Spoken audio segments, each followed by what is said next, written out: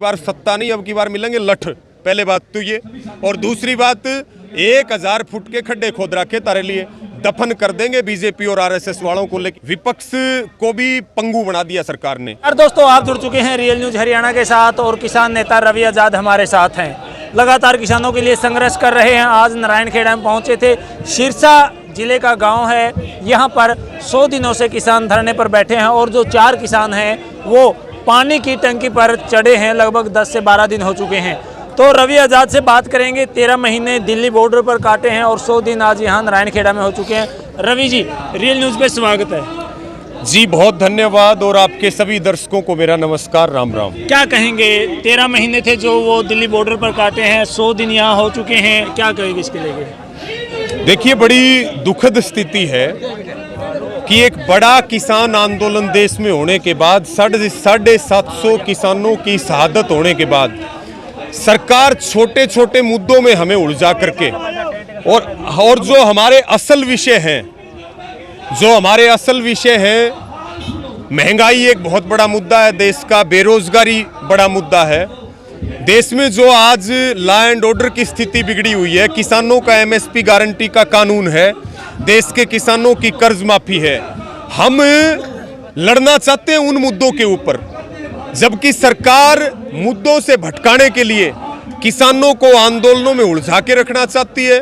वो मणिपुर जैसी घटनाएं करके, वो मेवात नू जैसे दंगे करवा करके वो लोगों को धर्म और जाति के नाम पे उनको बांटने का काम करना चाहती है। लेकिन हमारा ये संकल्प है, हम अपने राष्ट्रीय स्तर के जो मुद्दे हैं उसके ऊपर संयुक्त किसान मोर्चा के नेतृत्व में हमारा संघर्ष लगातार जारी रहेगा।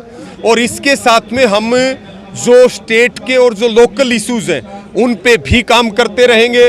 और जो सरकार पूरे देश में जाति और धर्म का जहर घोल करके आरएसएस और बीजेपी के लोग जो ये चाहते हैं कि फिर तीसरी बार सत्ता मिलेगी, उनको हम ये संदेश भी देना चाहते हैं कि अब की बार सत्ता नहीं, अब की बार मिलेंगे लठ।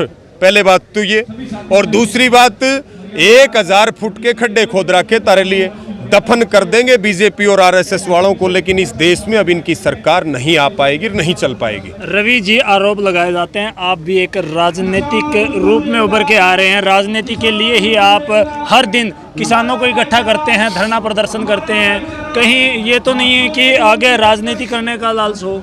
देखिए, पहली बात तो ये है कि देश में लोकतंत्र है और राजनीति करना केवल इन राजनीतिक घरानों को किसी ने पटा लिख के नहीं दे रखा कि राजनीति यही करेंगे। ठीक है, राजनीति में कोई भी आ सकता है, लेकिन हम राजनीति के लिए नहीं है, हम है आंदोलन के लिए। लेकिन जो अच्छे लोग राजनीति में आएंगे, हम जरूर उनका साथ और समर्थन करेंगे। हम सड़क पर अपनी लड़ाई लड़ते रहेंगे। हम वैसे भी क्या है, हम तो मैदानी घोड़े हैं और घोड़े मैदान में ही भाग सकते हैं। अगर उनको दरबार में बैठा देंगे तो फिर मामला खराब हो जाएगा। विपक्ष आपको भटका रहा है, विपक्ष का नहीं, हमारा देखिए, हमारी लड़ाई सरकार से है और विपक्ष की जिम्मेदारी है कि वो जनता की और किसानों की आवाज को बुलंद करें। विपक्ष को भी पंगु बना दिया सरकार ने। आज प्रत्येक संसाधन संस्था के ऊपर कब्जा है सरकार के लोगों का। इलेक्शन कमीशन में आप देखिए, सीजेआई को हटा करके प्रधानमंत्री के एक पसंदीदा मंत्री, कैबिनेट मंत्री को वहां रखा गया है। ये सब चीजें देश देख रहा है और लड़ाई है देश के लोकतंत्र को बचाने की, लड़ाई है देश के किसान को बचाने की, और लड़ाई हमारी जमीर और जमीन की है। इसके लिए राजनीति बहुत छोटी चीज़ है। इसके लिए एमएलए और एमपी कुछ नहीं है। केवल आंदोलनों से देश बचेगा। आंदोलनों का हथियार बना लिया आपने? नहीं, हमें कौन सा टाइम है। हम जो है अपना खेती बाड़ी है, हमारे सबके अपने काम धंधे हैं। हम कमेरे लोग हैं, हम काम करके खाने वाले लोग हैं, हम लूट करके खाने वाले लोग नहीं हैं।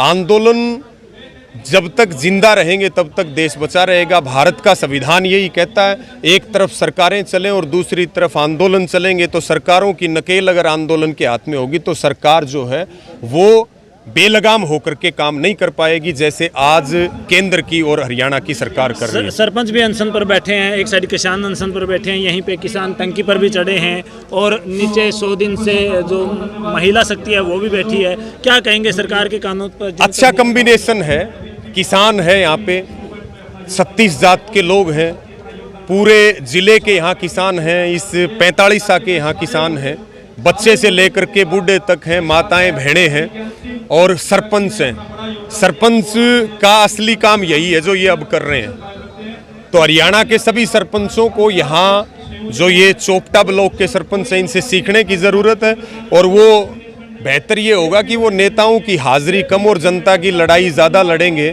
तो मुझे लगेगा कि निश्चित तौर पे विकास भी होगा और संगठन भी मजबूत होगा। 15 तारीख को सीएम फतेहाबाद के अंदर आ रहे हैं, क्या कदम रहेगा आपका? देखिए, हमने पहले ये बात बताई, आज भी अपील करिए कि किसान का ट्रैक्टर अपना तैयार रखें। किसान का ट्रैक्टर तैयार है, चाहे वो बात सिरसे की हो चाहे वो बात फतेहाबाद की, वो निर्णय हमारी कमेटी सर्वसम्मति से करेगी। लेकिन ये तय है कि अगर ढिलाई हुई और अगर हमारे अनशनकारियों को जो 13 के लगभग हैं, 4 वो हमारे योद्धा जो 11 दिन से टंकी के ऊपर हैं, उनको अगर कोई दिक्कत परेशानी हुई और किसानों को ज़्यादा लंबे समय तक तंग किया, अभी हम 4 बजे अपनी कमेटी की मीटिंग करेंगे। मीटिंग में सारी चर्चा करके निश्चित तौर पर अब हम ज़्यादा इंतज़ार करने की स्थिति में नहीं है। हम हज़ारों ट्रैक्टरों के साथ कोई बड़ा फैसला लेंगे और वो फैसला एक प्रकार से आप कह सकते हैं कि बहुत कड़ा और बड़ा फैसला होगा। जो आपने ऐलान किया है 15 तारीख का, 14 तारीख को ही इन नेताओं को सरकार द्वारा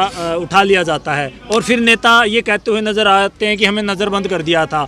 क्या अब की बार भी ऐसा ही? देखिए, मुझे और किसी नेता का पता नहीं, मैं केवल अपनी बात कह सकता हूं और मैं यहीं मिलूंगा। अगर हम कोई निर्णय लेंगे तो मैं रात को भी यहीं रहता हूं और दिन में भी यहीं रहता हूं और सुबह भी यहीं रहता हूं। हमने तो संकल्प ले रखा है भाई, ज़्यादा से ज़्यादा कहीं मीटिंग के लिए और जाना पड़ जाए वो एक अलग विषय है, लेकिन जब तक इस आंदोलन की जीत नहीं होगी तब तक हम यहीं लंगर में खाना खाएंगे, यहीं दरी के ऊपर सोएंगे। और जब इस आंदोलन की जीत हो जाएगी उसके बाद भी मुझे लग रहा है 2-3 दिन लग जाएगा जीत होने के बाद भी। और हम तो जीत होने के बाद सिरसा जिले की सीमा छोड़ने वाले हैं, इतना चाहे कितने दिन लग जाओ। और अभी हमने सब लोगों को रोक रखा है, खापों को।